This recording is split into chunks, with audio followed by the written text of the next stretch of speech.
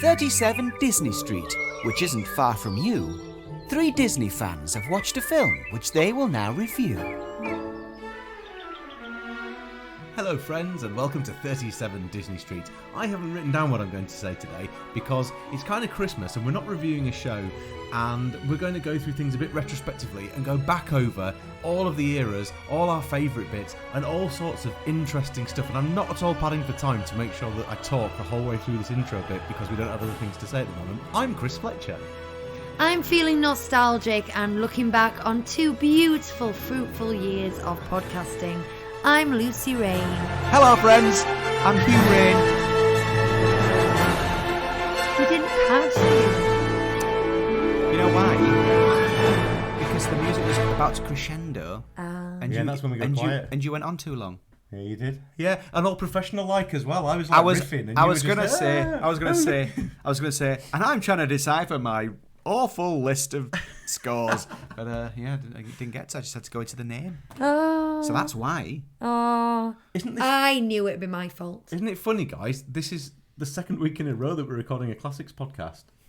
Oh, I know. I can't remember the last time we did this. Yeah. No. And yet we're not actually reviewing a film. I guess to explain this, and we kind of explained this at the end of the Encanto episode as well, but I think we've got 2 more films to do to finish off all the classics, which are Moana and Ralph Rex the Internet. I am going to continue to call it Ralph Rex the Internet, by the way. That's fine. Good. I think we should call it Ralph Rex the Internet until someone decides to actually change the title. But we also wanted to do Enchanted and Mary Poppins Returns as well. So there's 4 of them there that we need to do. After that, we don't know what we're going to do. But for now, we thought it's Christmas. There weren't any Christmas films jumping out at us that we wanted to do, particularly, were there? No. So we just thought, why don't we have a look back over everything that we've done over the last, how long is it now? Nearly 3 years? 2.5. 2.5 years. Best part Do- of 3 years. There was a Disney film a film that's on Disney Plus that kind of jumped out at us, and that's the new Home Alone, and we were going to do that, but for all intents and purposes, everything we'd heard was so bad. I didn't really want to spend 2 hours of my life watching it, not even to review and laugh at it. Well, we watched Home Alone 3 recently, and you know what? It isn't awful, but it is terrible. And from what I understand, they get worse and worse as they go on. So It wasn't The Wild, but it was Oliver and Company. Yeah, no, it probably was The Wild, to be fair. Oh no. Or Dinosaur. Dinosaur. You like Dinosaur, don't you, Lucy? I have nostalgia for Dinosaur because it was one of the films released when I worked for Disney, so I kind of What did we give Dinosaur? saw the behind the scenes. I've got it all here. 51. 51. Right. You see, this is one of the great things about this. Is kind of what we're going to do in this episode. We're going to look back over things and remember our favourite bits from some of the films that we've watched, the things that stood out to us at the time in those different eras. Maybe what our favourite eras are. Maybe we'll even talk about that. And also bits that we talked about on podcasts, if we can even remember it, that stand out to us. Just a bit of a retrospective. And I want to give you a little tip to anyone listening / watching. If you go to our website, 37, that's the numbers 37, disneystreet.co.uk, you can find a full list of all the films we've reviewed and the marks next to it. It's a handy chart. Including the Cry Factor. Including the Cry for Factor. most of them. For most Still of working on it. I've even pulled it up now so that I can see at a glance what we gave certain films, because there's some I just don't remember. It's not quite up to date. I've been updating this every week when we were doing weekly shows. Every week, I would type into the description for the podcast, and what does this do to the rankings, and then link to that page. So anybody who listens on the website anyway quite possibly knows of this link, but we haven't referred to it a lot. And once we'd done so many films that we couldn't do it on a graphic anymore, which is what we did originally. If you remember, Hugh, you used to do a graphic for us. Oh my gosh, I did. I forgot about that. Used to do a rankings graphic, and we'd tweet that out every now and again. God, that was ages ago, wasn't it? I totally forgot. I even did that. There you are, you see. I've got no jingles today because we don't have jingles for retrospectives. What we do have is jingle bells because it's Christmas. Oh, So, jingle bells. That was the least friendly jingle bell I've ever heard. That was a shrill and angry jingle bell. do you think if we all That's how I roll. went shing shing shing into our microphones at slightly different tones, we could get a really nice sound? Okay, yeah. You start. Yeah.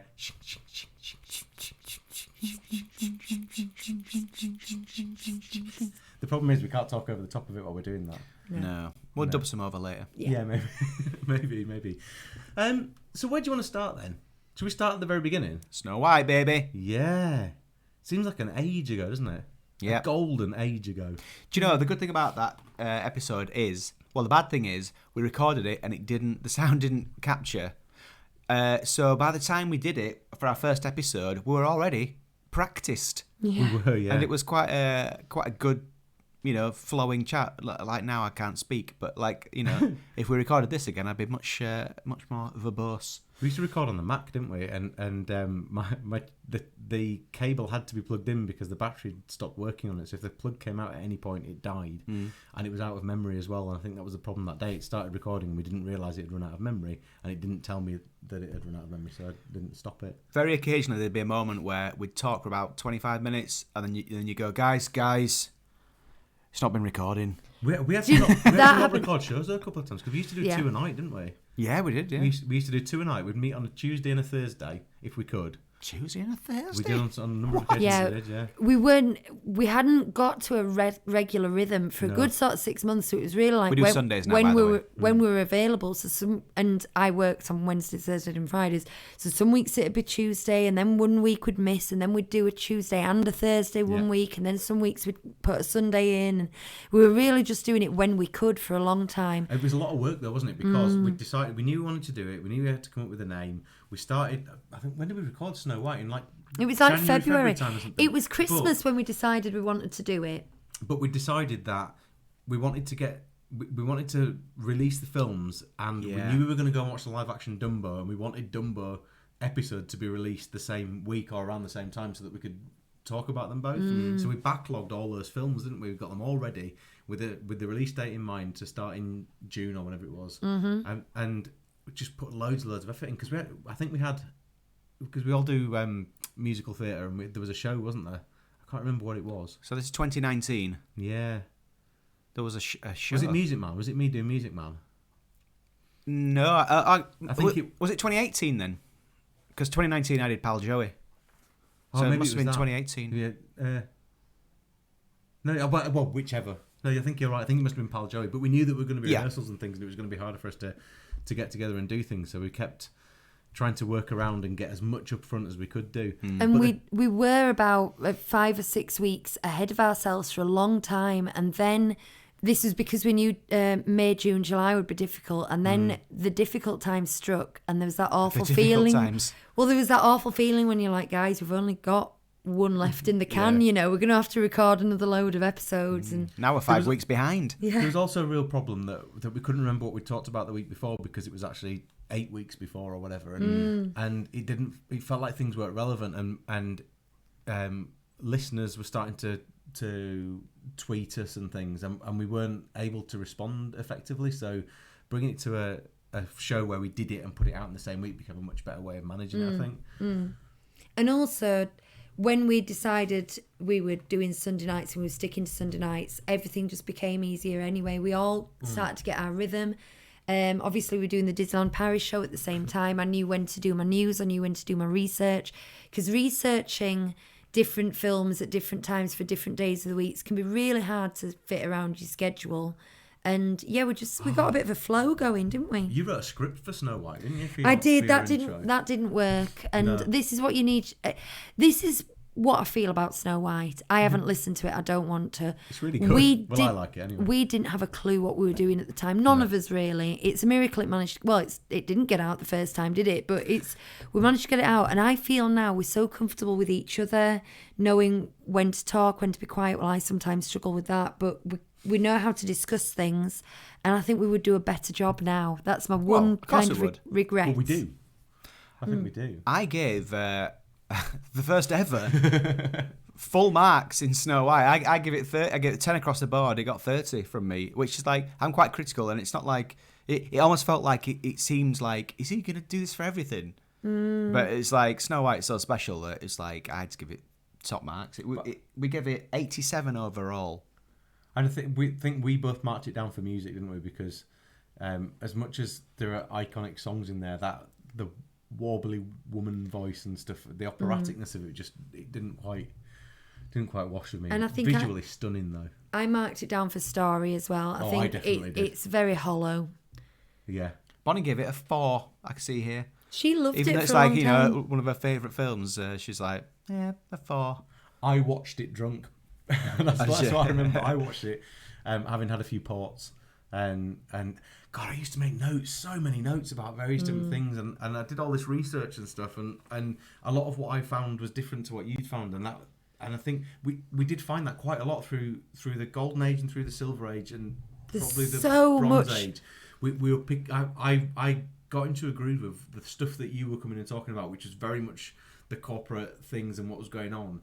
And I tried to find the little quirky things that kind of fitted in the gaps. But as there's we got so further much on, I written about the Golden Age. Oh, So much I miss written. that. I really miss that. Well, I miss it in a way because I'm then left to research Ralph Breaks the Internet, and I'm like, how do I research this? Someone came up with an idea, somebody else started it, they made it, boom, the end. Whereas back in the day, there was so much drama going on and there was so much innovation and creativity.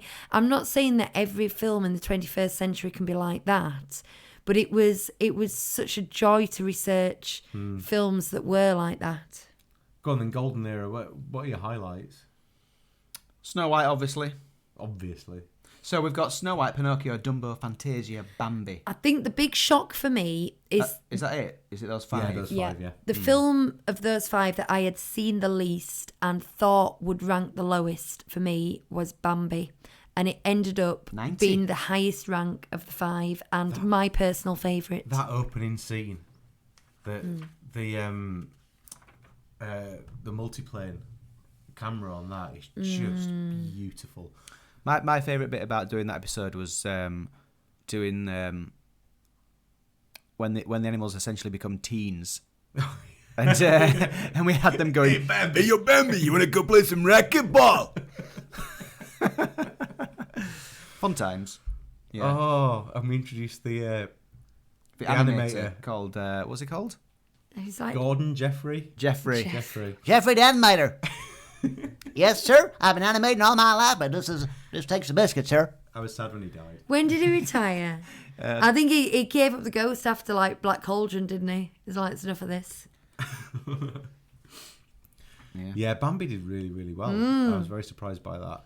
I was a bit gutted that Pinocchio didn't do better because I just love that. I still do. I just love that film. I know it's haunting and harrowing, but it's 81, though, not It bad. just doesn't not bad, touch no. me, doesn't Pinocchio. Oh, you see, I'm looking right at my Pinocchio Loungefly now, but I think that's an iconic piece of design. I think the next... should we...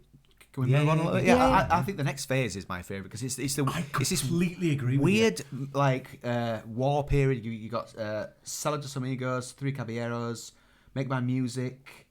Melody Time. Fun and fancy I was going to free. say Muppets Haunted Mansion just because I've written it in. This is when I'm having to start squeezing them in like on my piece of paper here. Make My Music, Fun and Fancy Free, Melody. It's Melody Time. Does Ichabod and Mr. Toad count in that era? I think so. I think yeah. it does, doesn't it? Cinderella. No, Cinderella's Curse of the Silver Age. Right, scrap that then. Yeah, Ichabod and Mr. Just Toad. those, that's it. And around about then we looked at Song of the South as well. Oh, yeah, we did, didn't we? Yeah. The war era ones, I take a bit of blame for this because I hadn't seen any of them in full. I had seen some of because a lot of them are made up of shorts, so I'd seen some of the shorts. But when we were doing the Golden Age, and I was desperate to sort of get onto the Silver Age and start reviewing Lady and the Tramp and Cinderella and things, I suggested we group. We packaged the packages. We packaged the packages. So we packaged Three Caballeros and Saludos Amigos. Saludos Amigos together, and then we packaged the other. And looking back now, they are so worthy of their own episodes. And it was too much as well. It was too much to talk especially, about. especially when we had the 3 episodes together. But at the same time, I think we would have struggled to fill a whole episode with one of those individual ones. But the thing for me about that whole era is I still look back and think, I wish I could watch them all again. And not because they were particularly brilliant, although bits of all of them were, I think. It's just how unfamiliar they are. Yeah. And It's how, new. Yeah. It's Disney, but it's Disney you haven't seen before. And I think they're like... I think the concern was, are people going to listen to an episode of Make My Music, then the week after Fun and Fancy Yeah. Free, then the week after Melody Time, Yeah. when they're really thinking... It was a slog, wasn't it? Where's the Little Mermaid? Yeah, absolutely. And sorry, just to say about the Little Mermaid, do you remember? It felt like after a while, especially when we got into like the 70s and 80s, we were just waiting for the Little Mermaid. And then I remember I think we said on the show, like, we've made it, we've got here, guys. Everyone take a What's breath. that noise? I Something think that disconnected. was my Vlogmas finishing exporting. Oh, okay. Yeah, we're like, we made it, guys. Especially when we got through Rescuers Down Under. Oh no, that was after, wasn't it? That's it. That you have to go back to the feel like you've made it rescuers. and you Yeah, haven't. we've got them. Like, got like them. Winnie the Pooh later on as well. Yeah. That's Right. It still makes me go, oh no, we're gonna watch that again. Here's one for you then. And I guess we go one film at a time in this package era. Or maybe not if there wasn't one. But what were your favourite segments across all of it? I really liked the was it Bayer or something? The black background with the train and the hills. It's just a little sort of weird graphic number. It's all black and it's got these bright coloured hills and foliage on it. I can't think which one that is. Oh, I'm gonna find it. I like the one, and I think I'll watch it this week actually. It's a Christmassy one with the carriage rides. Once Upon a Winter Time with the bunnies. I love that. And I also liked the go on, talk about something else. Okay. Well, for me, the anything with Jose Carioca in it is big for me. So the Brazil section in Saludos Amigos, the whole Mexico bit in Three Caballeros, and then again when they do the fascinating rhythm of the samba in Make Mine Music, is it? All the cats. Is it Blue Bayou? What's this? Is it Blue Bayou that you were talking about, Hugh? Oh. No. Mind you, this doesn't look like it. I can't remember what the segment was called. Peter and the Wolf as well. Peter and the Wolf was fantastic.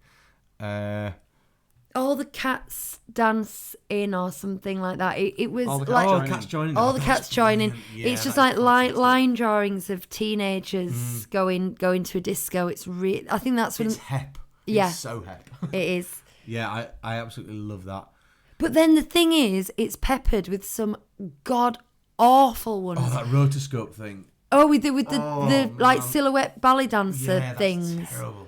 And there's also the one with a picture frame at a window with some it's just really like But then there's the Alice Blue Bonnet one and the Andrews Sisters tugboats song and stuff. There's just there's so many nice little bits in amongst it all.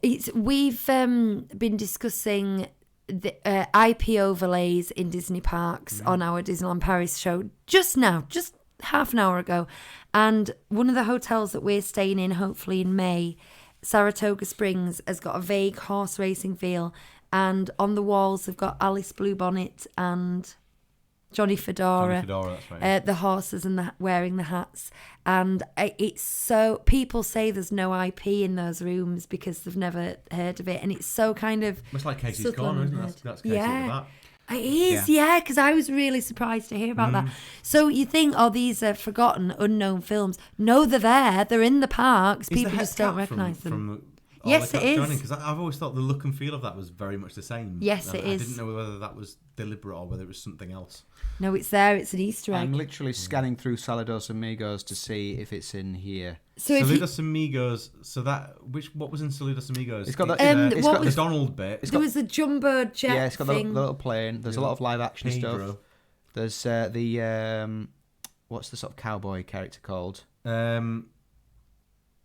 The cowboy in Saludos Amigos. Oh, the goofy thing. Yeah, The Gaucho. Something yeah, that one. we don't remember anything, do we? I can't remember what it's called. If you This is where you need people like Bob Sangwell on board because Yeah. he'll be able to tell you without even Yeah, it would. blinking. So it must be in. If you've joined us recently, like in the last few months, and you haven't listened to these, I highly recommend that you go and watch them, just so you know your Disney history, if nothing else.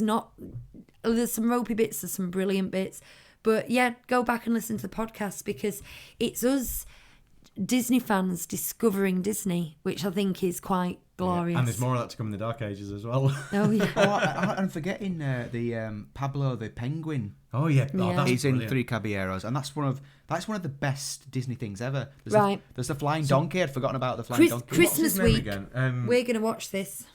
What's his name again? Sterling Holloway. If anyone wants to know what I was talking about before with the black background, yeah, go that's to lovely. about 28 minutes into the Three Caballeros, and it's just got this yeah. this really graphic looking. It's got a train going through this landscape, and it's all black It's with. very Mary Blair, that, isn't it? Yes, it is. Yeah, it's just really nice. That really stands out to me. That's what I like about this era. Yeah. That's the other thing. You felt talented artists being given free reign and a pencil and pencils and paints and said, make some art, and that's just fabulous. 28 and a half minutes actually. Otherwise, there'll be some karaoke stuff. That's not a bad thing. In fact, just watch the Three Caballeros. Just, do. Because Watch Saludos Amigos as well. it's my favourite. I think it's my favourite. It's my favourite one that we've done. I don't think it's the best by any stretch, but it's just my favourite. I just like the feeling of it. I like the exotic nature of it. Do you know, I think it was... I preferred the Three Caballeros to Saludos Amigos, but Lucas liked Saludos Amigos so much that's the one that I warmed to. But again, there's this bit in that where there's all these flowers, and the flowers suddenly start to turn into birds, and Donald Duck appears from this flower, and it's very abstract, but it works so beautifully well. The animation's not up to the golden era standard all the time, is it? Well, it has this flashes. But There's the thing is, moments, when we researched it, we fully understood not only economic reasons for that, but also key animators were literally away at war. here she comes with her history. Yeah, well, it's a really fascinating era, and I think that's why maybe Hugh's right about people having to listen through these things, and we would have lost listeners. But from my point of view, I would have liked to dwell a bit more on each individual thing, because I think there was a lot of wealth there, and that of course is when we first introduced to Mary Blair on the Brazil trips and the propaganda aspect. It's underrated. Is it underrated? I don't know if it's underrated, because there are some bad bits about it. I think it's underrated because people just haven't watched it. It's a forgotten piece of Disney history that It's really not like they've needs watched to it be and in heard it's there. rubbish. They just you wouldn't think to seek out the Three Caballeros, would you? Do you know what I Especially not hated though? Saludos Amigos. And this does have quite a presence in the parks, but Ichabod and Mr. Toad. Yeah, Toad's got a load of presents, and I found that film just it was awful, wasn't it? Mediocre at Yeah, best. at best, yeah. There's a whole area. There's Liberty Square in Magic Kingdom, and there's a restaurant called Sleepy Hollow, and that whole area around there has got loads of Easter eggs from Ichabod and Mr. Toad in. So you've got Mr. Ichabod's music lesson sign and Hollow? It's not a restaurant; it's a snack stand, Right. a kind of bakery thing. Okay, I don't remember it. We didn't go in, but it's where the Christmas shop is. We should go in. It's where the Christmas shop is, opposite there. And then above the Christmas shop is the music set. There's loads of stuff going on. So they've not forgotten about it, and it's there. But it's I found it grotesque. I didn't like it. And yet, visually, especially when Ichabod goes home and he's going through the woods, that whole chase sequence is brilliant. Well, interestingly, Chris, we have referred to a YouTube channel that we follow avidly, the Corridor Crew, and they had a Simpsons animator on, talking through his career, but also saying, right, can you pick 5 or 6 pieces of animation that I think really... it was horror. I think it was for Halloween, and Right. Is that right? And Yeah, maybe. I just think it was one of the episodes where it was things that have inspired you, that you think a good animation that you'd like to talk about. And he chose the main kind of tension building section of Ichabod and Mr. Toad, and he told you in frame by frame detail why he thinks it's one of the best pieces of animation ever done. And he convinced me. And at the time I'd gone, his nose is too big, his ears are too big, I don't like him, he's grotesque. And then I don't know, he turned me around. That whole piece though, it's brilliant. From the reeds singing and making the noises and stuff to the horse, him backwards on the horse bouncing around on it and stuff. He's shaking his head down great. into his collar and stuff like that. It is really good. But you're talking about 5 minutes of 2 films, and the rest of it is just not up to scratch. It's a slog. But we did Yeah. say at the time we kind of watched it the wrong time of year, and it didn't feel right. Yeah, we did. Like if you watch it on like a sort of autumnal Sunday morning, it might You still have to skip through or the the first half of the afternoon. film, though. You still Well. have to skip through Toad because Toad isn't Halloween. Yeah. So this is the thing for me about the package era and Disney Plus is, and I said this ages ago when we first got Disney Plus. If they had all of these things as standalone, you could build Yeah. a playlist. I was You just could gonna pick the say. stuff that you want. It Yeah. would be so much better. Yeah. Or chapter the films at least. But I like Fantasia has been recut and re-edited so many times to take sections out. Deems Taylor. We didn't even talk about Deems Taylor. James Taylor. We talked enough about him on the episode. Yeah. Spent about 20 minutes on the And fella. many episodes Take him after. out and redo the narration, and they got rid of this and they changed the order of that. And I feel like they could condense the 3 music-led ones down into one package piece of absolutely amazing segments. And it would be great, but they've all got these. If I don't know if we've explained what we're on about, these package films would be a collection of 6 or 7 kind of 5 to 7 minute segments, and usually they were led by a single piece of music. So it's a bit like an early version of a music video, but it's animation. It's like a Fantasia, but pop music. Pop music? Of the time, yeah. Yeah, current music. And some of them are just brilliant, life-changing pieces of music, life-changing pieces of animation, and some of them are just painful. And one of them's got puppets. Has it? Fun and Fancy Free. The middle, Oh, the middle yeah. section of Fun and Fancy Free Yeah. is what's he called? Jiminy Cricket going next door to see Yeah. that girl who was Luana, what's she called? Luana something. I don't know. Luna. Luella. Yeah, her anyway. Hmm. And this guy with puppets, and it's pretty scary. I forgot about that bit. It's horrible. But then there's Jack and the Beanstalk. I was going to say, brilliant. because I think I'd seen Jack and the Beanstalk as a child. Standalone. Me yeah. too. And Yeah. it mustn't have been in Fun and Fancy Free, No. so that's just going out as a standalone thing, and it was Although awesome. when I watched what's it called, Mickey's Christmas Carol not so long ago, I realised that might be where I knew the giant from, and not actually from Jack and the Beanstalk. Do you know what? I've been trying to figure that out just now as well. Like, I definitely remember the giant going, "Where's Miss Smashy? Where's Miss Smashy?" What's he trying to say there? Is he trying to say pistachio? Yeah, I think so. Yeah, Because he doesn't, Smashy. because he never actually says it. So I didn't actually know what he was trying to say. yeah, I think it is. Pistachio. But that Jack and the Beanstalk feels like the sort of the version of that story. Yeah, That giant, he just looks. Yeah. Should we wiggle on Silver Age? There's a time issue. I Yeah. feel like this is where Disney, like, they've experimented for a bit there, haven't they? And they've been saving money, and then they just became pure Disney. They So hit what the films have we got stride. in Silver Age? Cinderella, Yeah. Alice, Yeah. Peter Pan, Mm-hmm. Lady and the Tramp, Sleeping Beauty. Then you're into like 101 Dalmatians. Yeah, that's the the Bronze first one, the Age. Bronze Age, Sword and Stone, Mary Poppins, Jungle Book. Robin Hood. I think Jungle Book might be Silver Age technically. Isn't it everything up to when Walt? So it would be, wouldn't it? Would that be the last one? Yeah. Yeah. I think it is. Yeah. Yeah. It's a good era. I love Sleeping Beauty. I know Lucy doesn't. I We could fought go for back it. and do She was that. brutal. We fought for it. I don't think I feel as strongly about Sleeping Beauty as I appeared to on the podcast. I think this is what happened. I saw some things in the, because I know the trees are meant to be cathedral-like vertical structures, and they're inspired by Art Deco art and all this kind. Not Art Deco.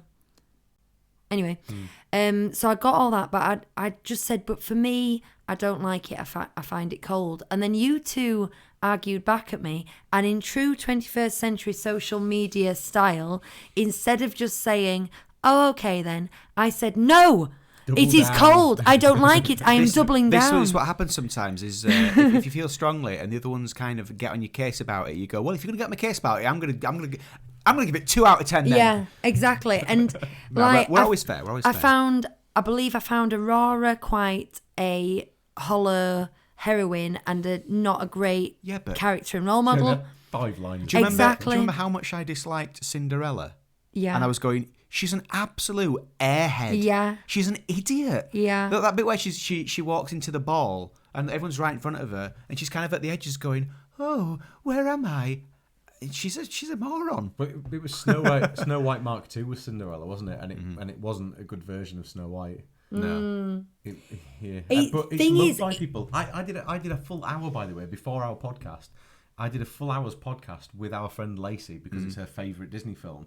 And we're recording it. I was going to get you guys to listen to it, and we were going to talk about it. But we had such a long conversation, I couldn't edit it down. And in the end, I just ended up not using it. But I had a really nice chat with Lacey about it, and she convinced me about some things. But I'm still, like, story-wise, I just don't think it's good. No. Well, what did we give it? We gave it 64. Walt didn't like it. Did you not? Are we on about Cinderella? Yeah. Yeah. Walt didn't Incidentally. like it. He said it made the most money. It broke loads of records. It revived the studio. And he said, "We'll never get back to Snow White, will we?" Was his reaction to it. I just want to say I've looked up the chart, and in the Silver Age, we do count 101 Dalmatians and Sword in the Stone. Because they come before Jungle Book, and I did think Jungle Book was and part Jungle of it. Book. And Jungle Yeah. Book. I just go back a second. Those package films, they've got some middling scores here of like Saludos Amigos. We give 60. Three Caballeros only 72. And like, I was upset Saludos Amigos scored so low. we talk so really fondly of upset Three about that. Caballeros, and we gave it 72, which is okay. I but think it's you've not got to measure it good, with is its it? worst bits, though, and its worst bits are pretty ropey. Mm.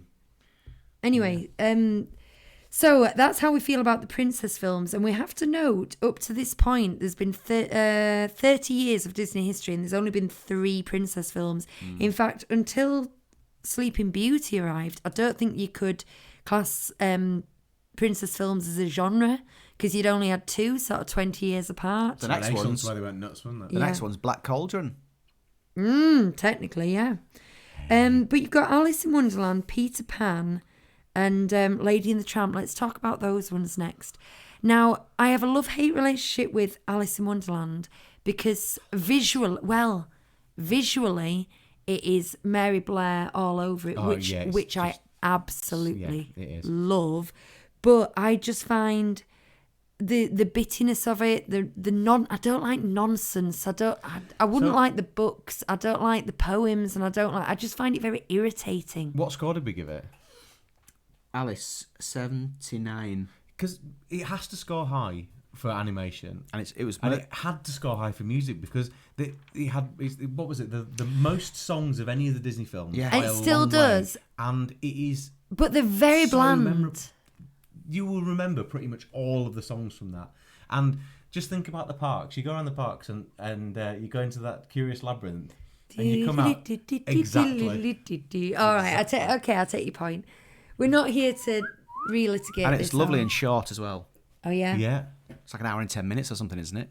Yeah, Mm. I love the nonsense of it. That's something that I just really like about it. It's like just a series of sketches. I think that's a Marmite thing. That Yeah, kind yeah, I of. think so. I It's think the that's same true. with who is it? Dr. Seuss. I think you love it or you hate it. To me, it's just word salad. 79's fair though, isn't it? I can understand the Yeah, kids I not think being so. too enamoured with it. Yeah. And then Peter Pan, of course, is another. They're going heavily into literature at Chris this had some point, big aren't problems they? with that though. And, I was- took his score quite low. down, Yeah. just because of the Red Indian. Yes. Yeah. What makes a Because red man you know red. it was like, how come Song of the South, is spoken about in this way, but Peter Pan gets away with it. And lo and behold, warnings and things have come up on that film now. Well, just now when I tried to watch both Saludos Amigos and Three Caballeros, I had to sit through 12 seconds of a screen telling me, It was racially not- yeah. discriminatory. well, yeah, maybe not in those words, but I don't know. the depictions of people that we don't necessarily think is right these days or something like that. Isn't it? No, that is it's a stain. Really, is that? What's the sort? Why when is it's the such red a- man red? When it's such a key film for Disney in the parks, and Peter Pan himself is such a big character. It is. It's just a shame. But then we had it with Dumbo as well, didn't we? And the crows and stuff. So we've seen these things in all the eras up to this point, where this, and we see it in the Renaissance as well when we get to Aladdin. There's just these questionable things just put in that were socially acceptable at the time that maybe in today's society aren't so much. But Yeah. yeah, it was difficult conversations. I remember Yeah. Oh, there was not a few. wanting to have them. Like Song of the South, we decided not to use the kids, didn't we? Yeah. And that was my decision, not yours. I think, and in hindsight, I don't think I necessarily have a problem with Lucas watching it, because I think he would understand my reasons for him not watching it in the first place. But it's just problematic, isn't it? It is. Well, I mean, the thing is as well is we've got to remember we're looking at this particular Son of the South. We're looking at it as British people, and it carries a lot more painful weight. We didn't in understand America. some of. Yeah. I never knew that Brer Rabbit was a stereotype. I just thought it was an American rabbit. I didn't realise some of the stuff that was in it. And we had to get some pirated DVD of it, didn't we? And borrow it off you because we can't get it anywhere. But the idea is that all three of the Brers are representing African Americans in the era anyway. But they're meant to be sort of lazy and nomadic and work dodgers and unintelligent and all this. And the thing is, I got a lot of the problems, but because we're not necessarily familiar with American stereotypes and American tropes, the same way that we make jokes about Geordies and, you know what I mean? We've got our own cultural stereotypes. We weren't familiar with it. A lot of it could pass us by. And I think you've got to appreciate other people's cultures and why that is so offensive somewhere else, where we might not find it offensive.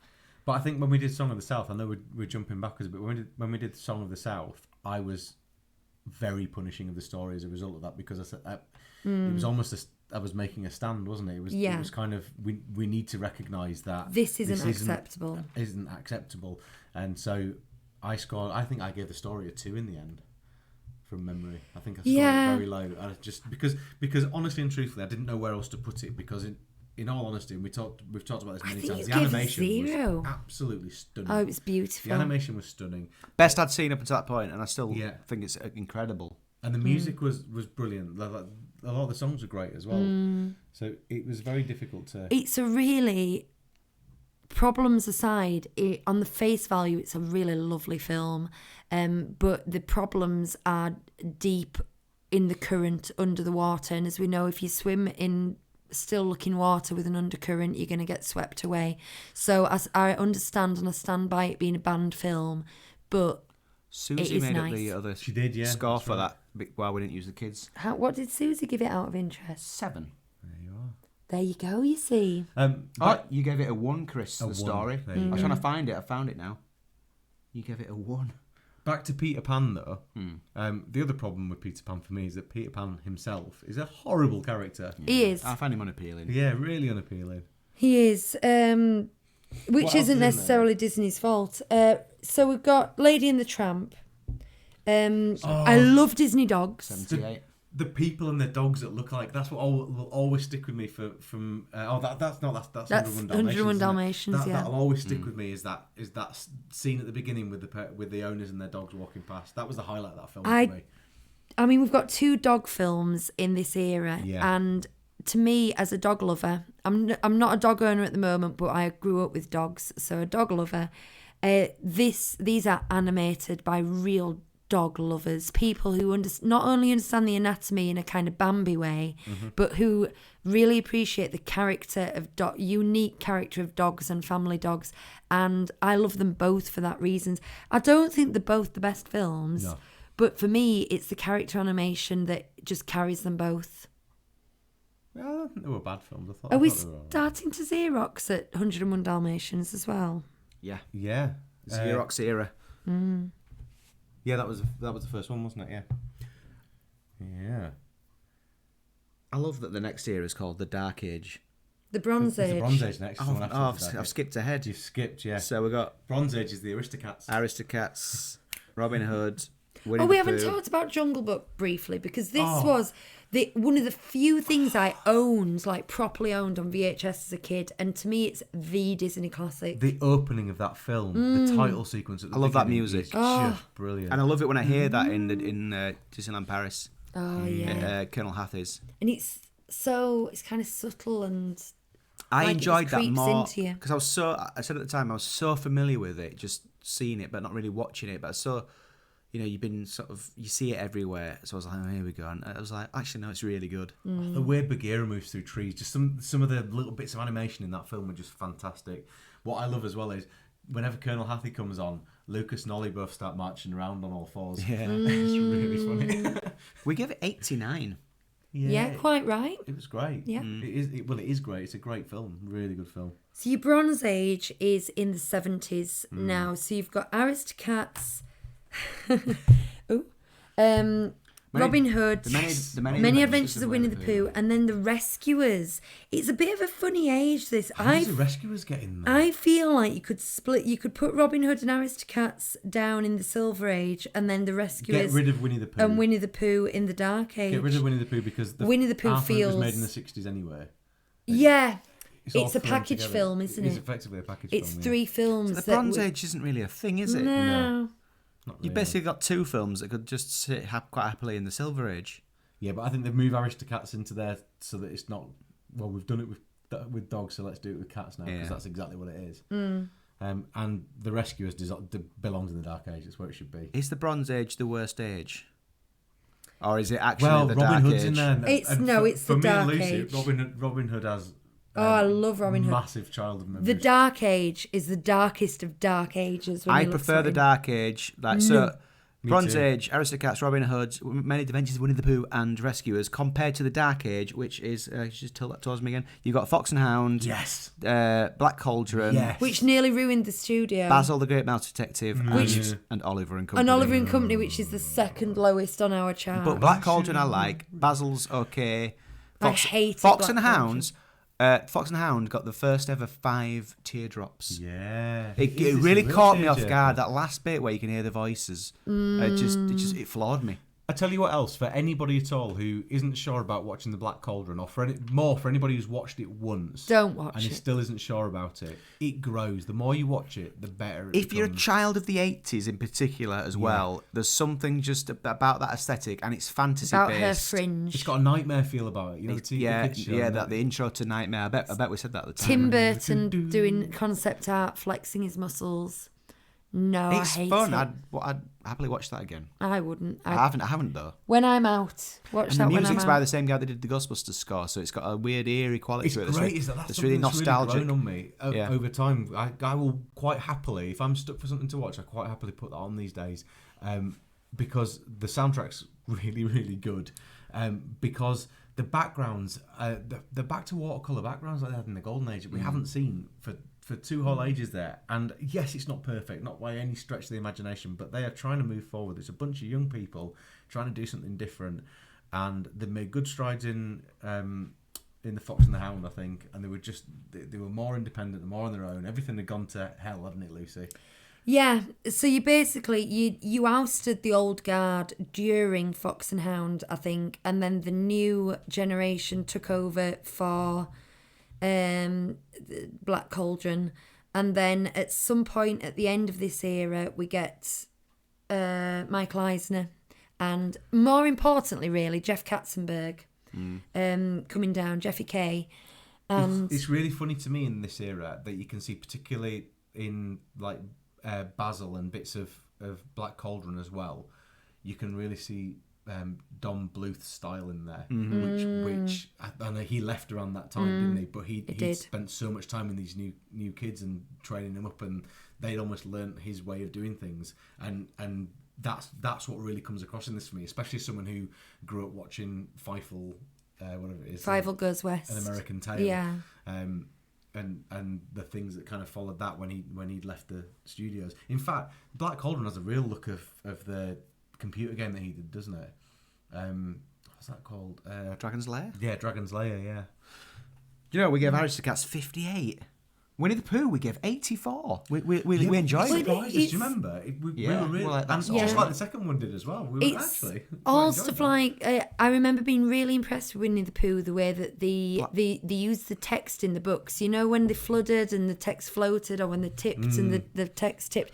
And we said, this is really clever and innovative stuff. Great little songs as well. Who would you think? Wasn't it?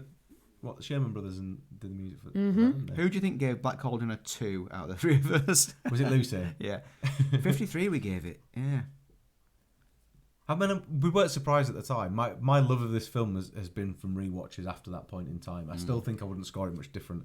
I still think there's a bit when those fairy things are floating about where they've blatantly said, yeah, the long shot here isn't working, so they've just stripped it and zoomed in, and it looks awful. So it's problematic. It doesn't work great. Gergie's irritating, but not anywhere near as irritating as the other side. You can see him if you're watching this just underneath Lucy there on our screen. Oh yeah, there he is. And of course, Basil the Great Mouse Detective is when we first got the CG cogs, kind of blended seamlessly in with the 2D animation. Yeah, I didn't mind it. One of my favourite songs, which is Radigan, dear Radigan.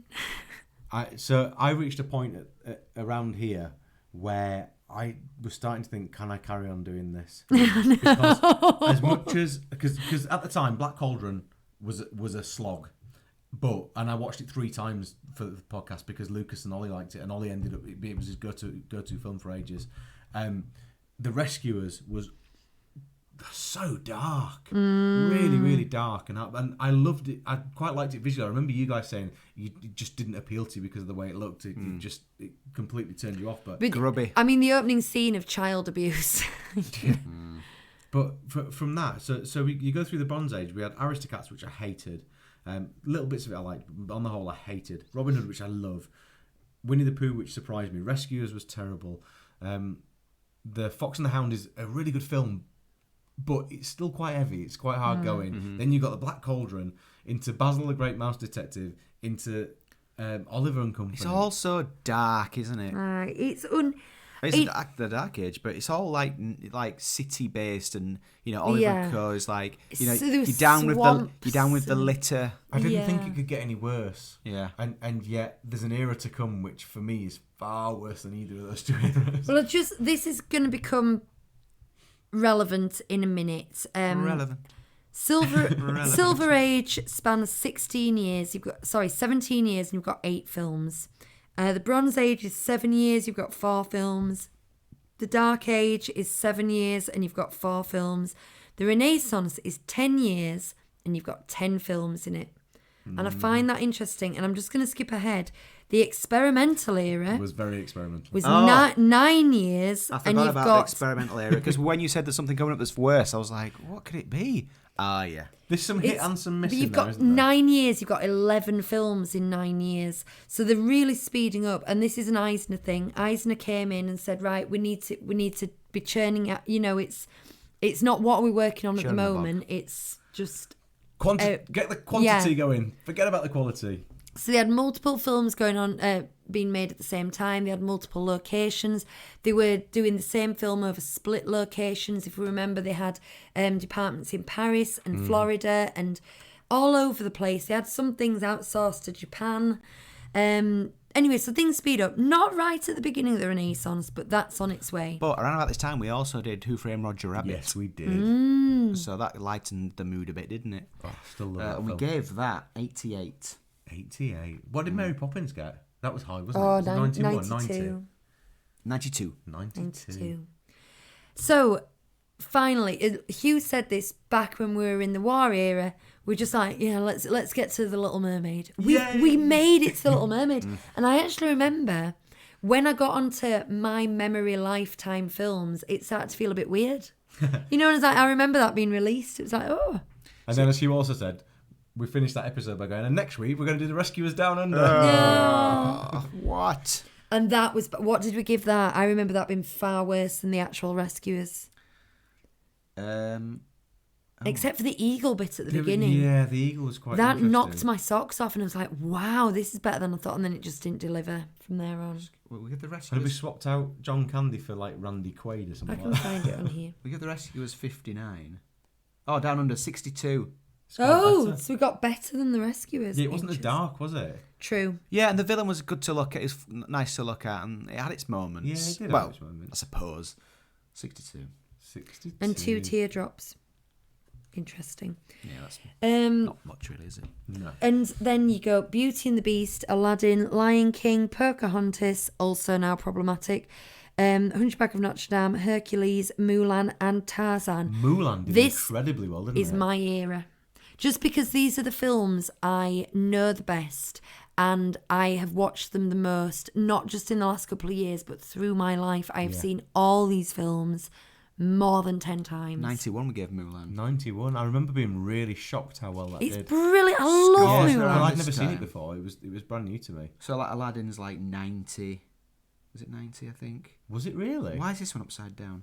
Don't matter. Yeah. Have you seen Hugh's book? We showed it, didn't we, on one of the Vlogmas episodes? Yeah, we did. Little Mermaid's 92. Beauty and the Beast 91, Mulan 91, Lion King 80.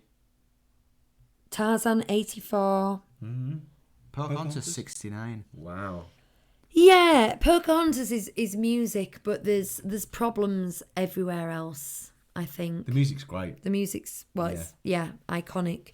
And of course, that's another one you really don't see in parks or anywhere now. And there's, again, it's not offensive in its content in that it's nice. It's just historically inaccurate in a criminal way. They tried to fix it with Pocahontas too, didn't they, a little bit, by bringing some of the right things in, but It's that's a big problem because it's young people and you need to let them know. What Hercules 78? What else was in that? Have I said them all? it definitely tapers off though towards the end. Doesn't Hunchback it, of Notre Dame 71, which is a shame because I love Hunchback. Well, I love specifically I love the music of Hunchback. Oh, but you built up to that. the right story's from episode dark. 1, I think. Best your, music. Your love of that. Best music. I must have given it 10. And I just really don't like the idea of spending time in that brown world and of the streets of Paris. No. I had real problems with the fusion of CGI at that point in time, didn't I? And the way that they'd suddenly just bring in a scene that was all CGI, and it was just really obviously it was the 3D stuff, wasn't it? Yeah. It was just being done in a really obvious way, and I didn't like it. Yeah, they did the big, what I suppose would be crane shots. Yeah. If it wasn't animation, Speaking of Sanctuary! Speaking of which, just to go back a long way, do you remember finding out 101 Dalmatians that Cruella de Vil's car was a model car that was white? And They kind of like rotoscoped it. Yeah. Yeah. Because that looked like CG, didn't it? Yeah. The way it was, the way it turned. Oh. Anyway. So where are we? Fantasia 2000, probably. Somewhere around there, Oh, right? gosh. Oh, well, no, we haven't got to Tarzan. Lion King. I mean, these are massive things that we're not talking. Lion King. You went into Lion King ready to tear it a new one, and And it turns out this myth that it's a copy of what's it called? Something the White Lion. Kimber. Kimber. Yeah, and it turns out it's actually not true.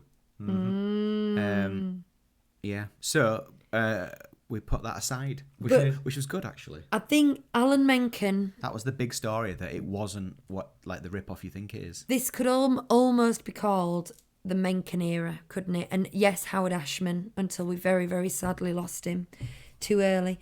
But you've got Tarzan, which is Phil Collins, and you've got Lion King, which is Sir Elton John. Everything else, I believe, is Alan Menken, and I firmly believe, except Rescuers Down Under, we forget that, I firmly believe that is the key to the success of this era. There is a great documentary on Disney Plus, isn't there, that covers the Dark Ages right up to Beauty and the Beast and a little bit beyond. Is it called Waking Sleeping Beauty? Oh, yeah. Really, really good documentary if you want to see some stuff about that time. And there's a really good documentary about Howard Ashman as well. Is it just called Ashman? I can't remember. I've watched them both. One of the two. Yeah. Well worth a look at if you want to know more about what went on in this era. If you want to know more about all of that, it's But well worth. I also feel like there are underrated classics in this because, I mean, I love Mulan and I loved that you two loved it too, but so many people haven't seen it or just away. But also Tarzan. I think because it goes on that cusp and we're about to get Fantasia and Dinosaur and it kind of gets lumped in there. It's the last of the Renaissance. I think Tarzan's fantastic. If Tarzan had been made in the Silver Age, it would be revered. I think it was just the wrong time for it. Yeah. Especially with all the CG. Well, yeah. How did they do that? and Phil Collins soundtrack. Yeah. So What a talented child. let's go on to the experimental era then. And it's like, here we go. Eisner is going, I want at least one a year and we will make loads of money. This was the next slog. Here's the thing for me, right?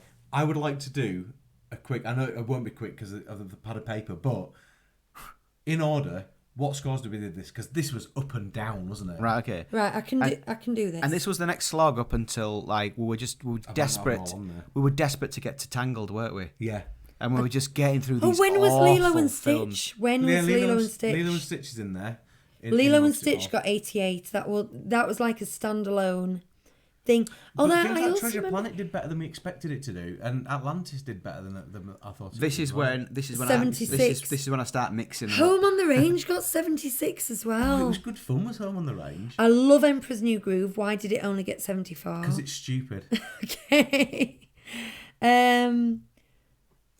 Right, and then we get some bad. Fantasia 2000 got 63. Was that better than Fantasia? Chicken Little got 57. Well, I think you must have stopped there because I haven't seen Meet the Robinsons, and I know we gave Meet yeah, the I don't Robinsons. That was a big surprise to me. Was Meet the Robinsons? It wasn't to me because I said before, but I had a real fondness for that. Do you have Meet the because of Robinsons? Somewhere. when Lucas was little. Yeah. Yeah, that must be around when I stopped doing them. I need to update the website, so sorry everybody. You can see everything pretty much up to Meet the Robinsons on there, and at some point I'll go Brother and have a Bear, look Home on the Range. Oh, here we go. Meet the Robinsons, 56. 56. The Wild is still our lowest scoring at 32. What did Brother Bear get? Brother Bear. The Wild just and Oliver and Company just. Oh, make that me was angry on that thinking list. about Brother this. Bear got 49. Dinosaur 51. So what are the bottom 4 films then on the list? The Wild, Oliver and Company, Brother Bear, and Dinosaur. And then Black Cauldron. You see that's how, and then Ichabod and Toad. So I think Ichabod and Mr. Toad should be lower than Black Cauldron, but apart from that, I'm bang on with us. And those scores. Treasure Planet. I mean, we've got Maleficent, Mistress of Evil, Yeah, it which doesn't was count, just does it? gross. Yeah, it was. But Treasure Planet is 55. Oh, I thought that scored better than that. Oh, that's interesting. I think we kind of enjoyed it. didn't Where's we? But it wasn't- Atlantis? Did we do a whole episode on Mistress of Evil? Yeah, we did. The second Maleficent film. Yeah, we did. Because we'd started. Did we do it 2 in 1 or something? No. Do you not remember? We decided we wanted to be relevant with stuff, and Yeah. and Disney Plus had not long been in existence, had it? And we were in lockdown, and when new releases came out, was it at the cinema? Was that one at the cinema? I don't think. No, we It was didn't supposed to pay. be- was it last? Was it? Oh no, it wasn't. Oh, I don't know. Don't But, know. We decided that when new releases came out, we should be doing them. So we said we'd do that. But Yeah, because we did Onward around this time. I think it was a cinema release, you know. I don't Right think before we. Frozen, the month before Frozen. I don't think we saw it at the cinema because I was Or maybe against was it both, though. existing. Maybe it was last year and it was both. No, I don't- because that was the wrong time. I don't think know. you're mixing I up don't know. Atlantis and Treasure Planet because I distinctly Yeah, remember possibly. disliking Treasure Planet quite a lot. But Atlantis, we went through a phase of watching it a couple of times a week, didn't we, Hugh? And that got Atlantis 76. is the one with Bonnie got into it. Michael J. Fox. Michael J. Fox in it. Yeah. 76. Oh, and Treasure Planet had 55. not Robin Williams playing the robot from the film Robots. Mm-hmm. That's Yeah. right. Yeah, no, it was awful. That was awful. Yeah, a really good Crescent Moon city, though. Or docks. Remember that shot? No, there were some nice bits in it, but Just yeah, a it bit wasn't naff, great. wasn't it? We did the Muppet Christmas Carol around about this time. Oh, What did And this was our first ever 100. is it our only ever 100? It's our only ever 100. And, it is and officially 5. the best film. And 5 on the Cry Factor. And I have no regrets. No regrets. Bolt. What did Bolt get? Because you like Bolt, but it's too modern for me. 74. And it's got grubby 74. cats in it. Right, and then Tangled. we're into the revival. We gave it. Hang on, you're skipping one there. Oh. No, Hugh's skipping one. He's gone to Tangled. Yes, we've Oh, got Princess and the Princess and the Frog. 88 we gave that. Yeah. That was really That's enjoyable. another underrated one, particularly with this. So sorry. Sorry, guys, I just knocked a microphone over. The music, fabulous. Tangled lost 2 points. I think I knocked 1 off for the music. Like Yeah. we'd all given it 10s across the board until my last score of the music, and I just had to take 1 back. I was just like, it's good, but is it The Little Mermaid? That's what I always say. Is it The Little Mermaid? And either Bonnie or Lucas gave it a 4 instead of a 5. I think it might be Bonnie, and I was cross at her because she went through a phase of just saying 4 no matter what she actually thought of it, and I happen to don't know know. it's her favourite princess. No, I feel like maybe even if she said 4, we probably said it was 5. I Because, told Lucas because that she he had, it is I a said, 5. "You've come on, everybody loves this film. It's Sorry. going to get full marks. You've got to give it a 5, Lucas. You've just got to give it a 5." And he said, "I don't want to give it a 5." Oh, okay, so it's So Lucas. I let him off. I 'Cause- said, "No, that's fine. If you," I said, "I can't make you do it." 98. If But Bonnie come had on. given it a 4, I would have said, Bonnie, come on, it's your favourite film in the whole world. If this doesn't get a 5, what does? You know what I mean? 'Cause she loves it. 98, well deserved. What film was it, Hugh, where I was going to mark it down a point and you were going to mark it down a point, and so we decided to give it half a point each, and so we just marked it down by 1 point. No idea. I think it might have been that. I think we might have split the difference. There was definitely a film in the not too distant past where we did that, and I can't think it would have been any of the others. Can't think. No, I can't either. But we all love Tangled. Better than Frozen. Really love Tangled. See, and again, you go Tangled, Winnie the Pooh. Winnie the Pooh, I don't believe it belongs on this list because I feel like it was released for marketing reasons. They knew it would sell. They knew the juniors would like it. It meant that Frozen would be number 50. Yeah, and Winnie Oh, is the it Tangled? any Oh, merchandise. They something just like need that. to keep these Frozen. IPs current so they can sell bed sheets and stuff like that. You know, Yeah, I mean, yeah. it was good. It's Winnie the Pooh. It's good. You're getting a bit you of, know. if we're to believe that they've marketed gender specifically, it's going a couple of princesses, then Winnie the Pooh, then you get Wreck-It Ralph, then you get Frozen, then you get Big Hero 6, and it's like they're almost trading off, like that's one for them, then that's one for them, one Yeah. for them, a little bit. So yeah, we've got Wreck-It Ralph, and then Frozen, the absolute Goliath that is Frozen. Massively overrated Frozen. And what, Yes. what did we give it? 70. So pretty average score there. Got a lot of complaints I was as going well to from say we people. got Yeah. pushback from listeners on that. They were like, But "Come on, that's the Frozen." thing about that film. Like we're saying it's overrated, and we all kind of think that. We think it's okay and it's good enough, but it's overrated. And so the people who are rating it are going to come at you, then, aren't they? Of course, yeah. But look, we've just talked about Black Cauldron's being really low, and various other films that have scored quite low that we still say, Saludos Amigos, The Three Caballeros, scored in the low mid 70s, but they're films that we love. I'll tell you what, though, Frozen got the same score as 2011's Winnie the Pooh, and also Pete's Dragon. Oh, it's music by the same people. Less Than Fox and the Hounds. 101 Dalmatians, all 70s. We might have been a little bit harsh, but thing is, I don't think we were. it's over marketed, which immediately makes you think, hang on, and there's holes there. The story just Story doesn't. doesn't hold up. It doesn't. No, I agree.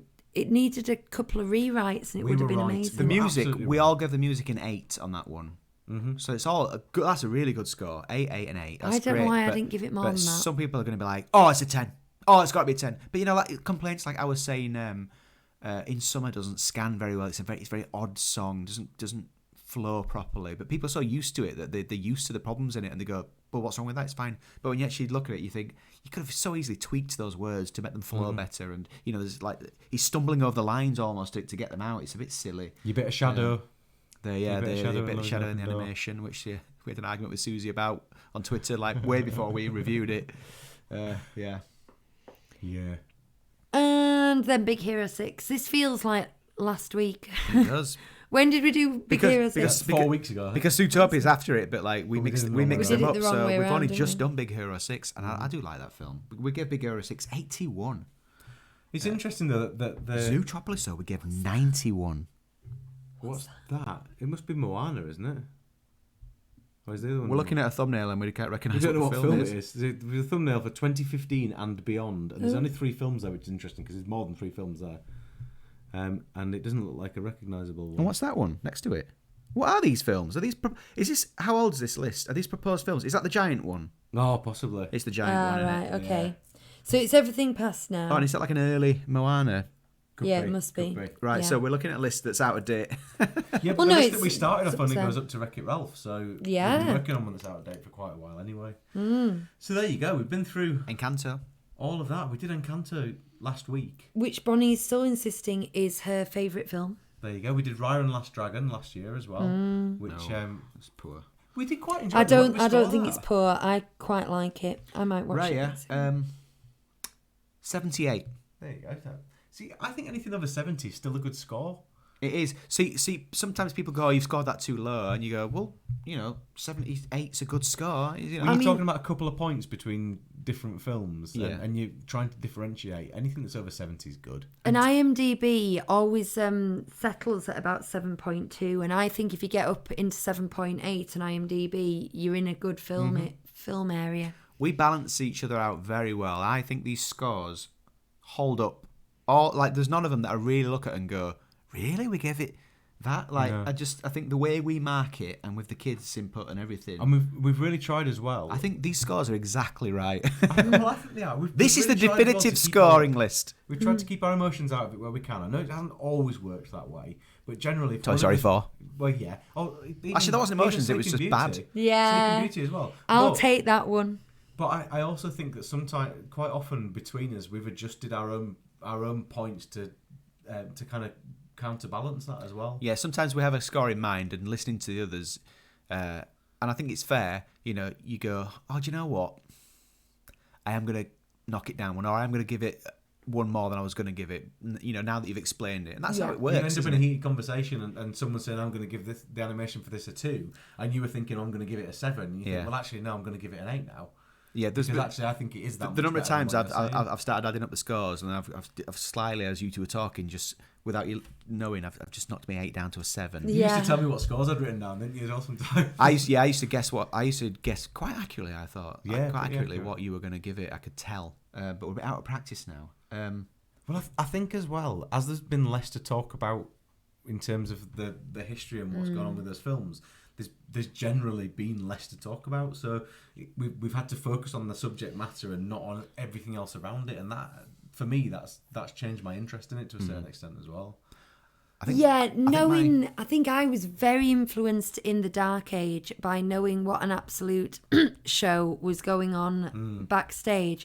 And so that really turned me against Black Cauldron, because I knew that this was a time of people revolting against the 9 old men and, these new guard taking over. And there was lots of arguments that there were co-directors not talking to each other and having 2 separate teams working on things.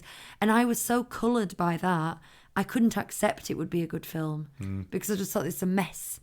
one of my favourite arguments that we had was Haunted Mansion, because Lucy hated it, and at one point I started giving my music score and saying I was saying something like genuinely good moments, and I was laughing because you were going what, and I was going no, and I was no. going, I was saying something like at times reaches the heights of, and I was saying something like ridiculous, and Lucy was going what. But yeah, because we've done all these extra ones as well. We've done Rise of Skywalker, Star Wars Holiday Special. Star Wars Holiday Special, which 55. Are you kidding me? It's the 4th best Star That was Wars. Lucy's fault as well. The 4th best Star Wars film. It's an abomination. We've done Toy Yeah, but it didn't score as high as Rise of Skywalker. we've done Toy which Story. really is an We've done abomination. Oh, We've done some Pixar. I think if the DLP show wasn't taking up as much time as it is now, it would have been nice to go into Pixar. I don't think we're going to get through and do all those. I sat watching Shang-Chi yesterday and thought I'd like to do this for Marvel. Yeah. I'd love to do this for Marvel. Yeah, do you know, originally it was like, right, we're going to do that, then we're going to do all the Pixar, then we're going to do Marvel, then we're going to do Star Wars, and then we're going to pick up all these other ones like Freaky Friday or whatever, for all the Swiss Family Robinson and all that stuff. But the DLP show was like a backseat, like another Well, nice thing we to do. were doing- We were doing once a month. we were doing 10-minute shows as well. We were doing a quick news roundup and we'd just read the headlines. Itty bitty news shows. It'd been new shows, and And then then once a month we did a feature show, didn't we? it kind of And the world ended. It got and traction, and people started getting really interested in it, and it got a listenership. And I would be sad to stop doing this, but the thing is, obviously this is a hobby for us, and we have lives, and it's a real push, isn't it? Well, we go live every Sunday night at 8:30 doing the DLP show, and if we want Yeah. to do this, we have to do it afterwards. And like for instance, now it's 5 to 11. Yeah. Which is fine, but it's a Sunday. Yeah, The kids have got and I've school got 3 scripts to type up before bed Yeah. tonight. So we just we're biting off a little bit more than we can chew, I think, and that's why maybe. I don't want to close this off and not do it anymore. It'd be nice, as But- you know, as the films keep coming out, we'll dip back in and. But just having chats like this is nice, isn't it? Yeah. Even if we pick a wider thing, but the scoring things just works really well for us. And other podcasts have stolen our scoring mechanisms. Have they really? Oh yeah. What? For discussion purposes, maybe not the scoring, but for discussion purposes, they've started to split things into. I know at least 2 podcasts that just Trailblazers. credited us for it. We're but- trailblazers. But did it? So it works, doesn't it? I think it works really well. It's a good format. So new Disney animated films definitely. I'd be interested to do new Pixar films as well. I think, and then I don't know beyond that. I don't know how we do it unless we manage to find a succinct way of doing this in half an hour instead of an hour each time. Yeah. I don't know. We might end up doing separate recording sessions, and I don't know. It's so hard. And do you know what? We're on that downward slope to Christmas. How many And so it's episodes so of this have we hard. done though? Like, Flipping loads. is it like 100 or something? Like we can, I can tell you. You know, like, I can it's- tell you. there's so many now that like you could. As a listener, if you thought, it's a shame, it might Go back to the beginning. It's slowing down and coming to the end. Start again. There's that many of them. Yeah. I would. Episode number 81, Big Hero 6. So 81. this will be episode number 83. Wow. And we're about to hit the 100th episode of the DLP show mid-January as well. Wow. That's a lot, isn't it? Wow. 3 years worth of shows that we've done. And I feel bad that we've not managed to keep this going at least fortnightly, which is what we decided we wanted to do. But it's been a real struggle for us, hasn't it? And we had technical issues when we first started back together again after lockdown, and that caused us some delays. And then we had other technical issues at times, or things not recording again, because that's happened to us as well not so long ago. We did a 40 minutes or something talking about Loki. Had a really good chat about it. It was And do you know great. what? We just couldn't face having that same conversation. Which we did the whole thing with Snow White, but again, it was like the energy had gone by that point, hadn't it? Because What you a ask the shame. questions and things, and you end up saying exactly the same things again. Yeah, it doesn't have And I the think same feeling, does it? And it didn't with Snow White, but it was the first one, so we had to do it. You couldn't not do it. Yeah, that's it. Cancel the whole thing, No. the whole endeavour. So there you go. So, do you know what? It would be nice to have your feedback, guys, because we do get energy from the listeners. And if you're going to go, oh no, this is my favourite podcast and I can't believe that you're stopping it, and we really were looking forward We're to not you to doing stopping this. it, No, No, we're we're not not. stopping it, but We at least 2 more to go yeah. before we even think get to the end of the list we're doing. I just know that, so I used to listen to a podcast. One of the reasons I wanted to do podcasts in the first place, I used to listen to a podcast called Midnight Movie Club, and they reached a point where they were doing them sporadically, and then eventually it kind of dwindled. And then a couple of years later, they came up with another idea, and they came back and they were doing it regularly again. But when things start to dwindle, you kind of lose your interest in it a little Yeah. bit, and it's not great for the listeners who really enjoy it. So I really want to carry on doing this. I really do. Yeah, I But do. Maybe it becomes a once a month thing, or I don't know, that, or we just do it when we can manage it, or we've got an idea or whatever. But yeah, Let us know. feedback's on your thoughts. mm, And yeah, look at that.